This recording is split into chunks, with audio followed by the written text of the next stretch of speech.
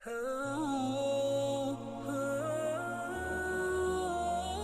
صلی اللہ علیہ وآلہ وسلم نے فرمایا کہ اللہ تعالیٰ نے مجھے جس علم و ہدایت کے ساتھ بھیجا ہے اس کی مثال زبردست بارش کی سی ہے جو زمین پر خوب برسے۔ بعض زمین جو صاف ہوتی ہے وہ پانی کو پی لیتی ہے اور بہت بہت سبزہ اور گھاس اگاتی ہے، اور بعض زمین جو سخت ہوتی ہے وہ پانی کو روک لیتی ہے۔ اس سے اللہ تعالیٰ لوگوں کو فائدہ پہنچاتا ہے، وہ اس سے سیراب ہوتے ہیں اور سیراب کرتے ہیں۔